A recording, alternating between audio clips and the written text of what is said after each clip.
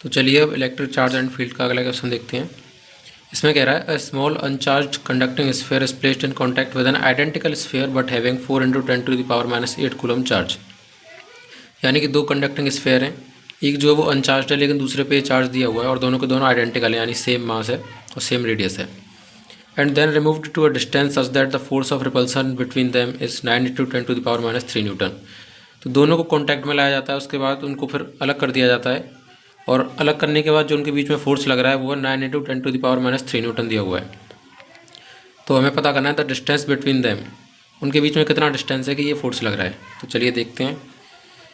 पहला तो ये है कि अगर उसके दोनों स्फीयर्स को कॉन्टैक्ट में लाया गया है और दोनों आइडेंटिकल हैं तो दोनों पे सेम चार्ज आ जाएगा, क्योंकि ये पोटेंशियल वाले चैप्टर में हमने पढ़ा है कि अगर दोनों स्फीयर सेम हो और उनको कॉन्टैक्ट में लाया जाए तो उन पर सेम चार्ज आ जाता है।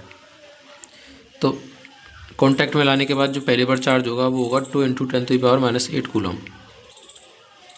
और सेम दूसरी बार भी जो चार्ज होगा वो भी 2 × 10⁻⁸ कूलम।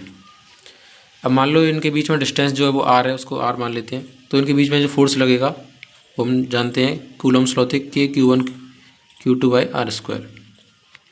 इसकी वैल्यू हमें दे रखी है 9 × 10⁻³ न्यूटन। 9 × 10⁻³ न्यूटन के बराबर रख लेते हैं इसको। अब यहाँ से सॉल्व करेंगे K की वैल्यू, यानी कि 1/4πε0 दिया हुआ ऊपर 9 × 10⁻⁹ इंटू Q1 × Q2 करेंगे तो 4 × 10⁻16 हो जाएगा अपॉन आर हमें निकालना है r² 9 × 10⁻3। यहाँ 9 से ये 9 कट गया और ये -3 से ये -13 बचा, तो r² को उधर ले जाएंगे। r² 4 × 10⁻⁴। तो यहाँ से r की वैल्यू आ गई 2 × 10⁻2 मीटर, यानी कि r आ गया 2 सेंटीमीटर। तो ऑप्शन नंबर 2 करेक्ट हो गया इसका। This is the answer. अब अगले क्वेश्चन में कह रहा है a point charge causes an electric field of -2 × 10⁻⁴ newton metre square per coulomb to pass through spherical Gaussian surface of 8 centimetre radius centred on the stage. तो यानी कि एक स्फेरिकल गॉसियन सरफेस है, जैसे ये मान लिया हमने, इसके सेंटर पर कोई चार्ज रखा हुआ है Q। तो उसकी वजह से जो इलेक्ट्रिक फ्लक्स इससे पास कर रहा है वो -2 × 10⁻⁴ दिया गया है। तो ये -Q चार्ज होगा, क्योंकि -Q चार्ज जो वो अपने अंदर बुलाएगा इलेक्ट्रिक फील्ड को, इसलिए जो फ्लक्स है वो नेगेटिव हो जाएगा अंदर आने वाला। तो यहाँ पे गॉस लॉ की मदद से हम लिख सकते हैं net flux phi = Q inside/ε0।